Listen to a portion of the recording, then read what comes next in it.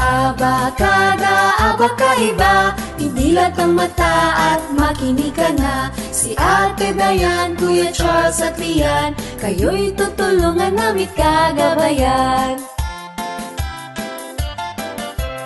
Abakada, abakaiba, tayo'y na't matuto at tayo'y masaya.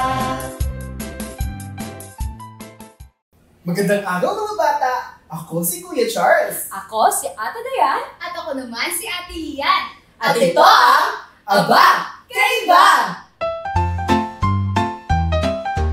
Kumusta mga kaibigan? Excited na ba kayo sa nalalapit na espesyal na okasyon? Ako rin! At dahil dyan, may aba kaibang kaalaman akong handog patungkol sa Kapaskuhan. Alam niyo ba na ang Pilipinas lang ang katangi-tanging bansa na nagdiriwang ng Pasko simula sa buwan ng Setyembre? Oo! Kasama pa sa mahabang selebrasyon na iyon ang Misa de Gallo o mas kilala bilang Simbang Gabi, kung saan sa Simbang Gabi nagsisimba ang mga tao sa 9 na araw hanggang sa pagkasapit ng Kapaskuhan. At may paniniwala pa sila na kapag nakumpleto mo ang 9 na araw, matupad ang iyong mga kahilingan. Gusto niyo bang matupad ang iyong mga kahilingan? Ako rin! Kaya kung ako ang iyong tatanungin, paborito ko ang Simbang Gabi. Sapagkat pagkatapos ng misa, ako at ang aking pamilya ay bumibili ng puto bongbong at iba pang mga kakanin. Sapagkat isa rin iyan sa nakasanayan ng Paskong Pilipino. Dagdag pa ang kaalaman, ang kauna-unahang Simbang Gabi ay ginanap noong ika-16 ng Disyembre sa taong 1669. Ang galing, di ba?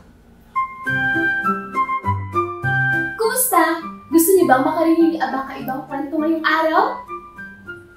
Ang kwento natin ngayon ay tungkol sa Puno ng Liwanag.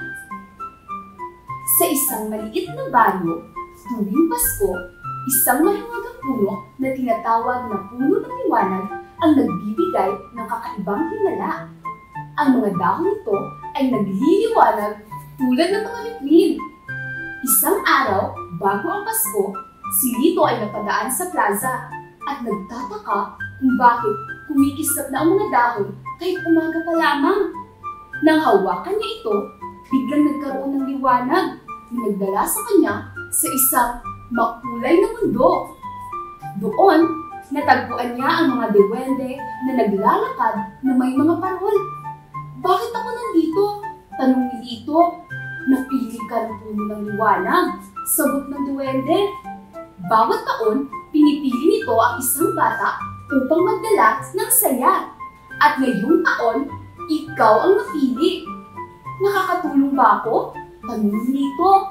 Simple lang, sagot ng duwende.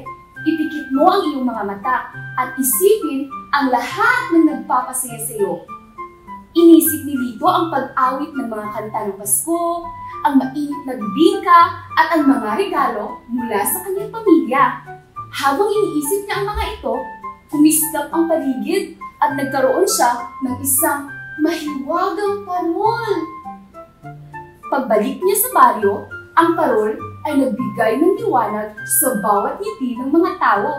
Sa araw ng Pasko, umabot ang liwanag ng parol sa kalangitan na parang mga bagong bituin.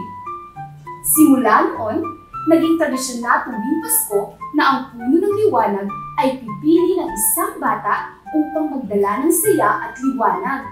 Isang paalala na ang Pasko ay tungkol sa liwanag na dala ng bawat ngiti. Kaibigan, gagawa tayo ngayon ng isang origami Christmas parol. Ang kailangan lang natin ay makukulay na papel, gunting, at glue. Yun na! Ang first step nito ay hahatiin natin ang papel ng kalahati. Pagkatapos ay gugupitin natin ito.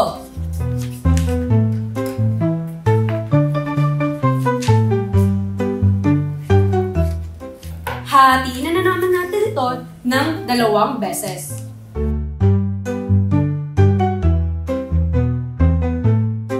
Ang susunod nito ay hahatiin natin siya at gugupitin ng hugis tatsulok.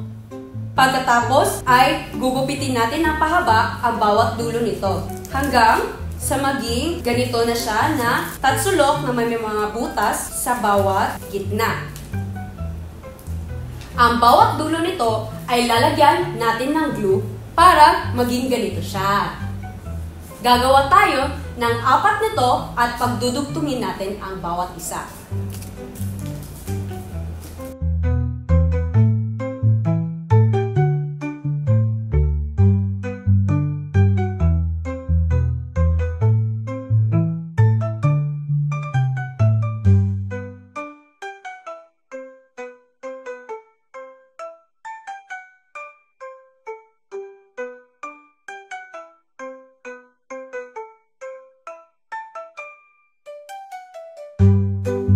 Ayan, pag nakagawa na tayo ng 4 na piraso nito, ay pagdudugtungin na natin sila para maging ganito na siya na hugis parol.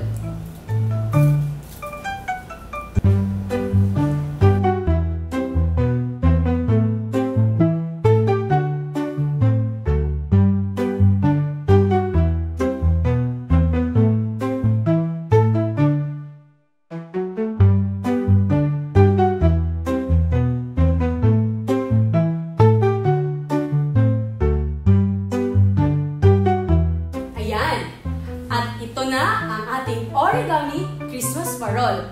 Pwede nyo na siya lagyan ng mga palamuti at mga lubid na pwede nyo isabit sa inyong mga bahay.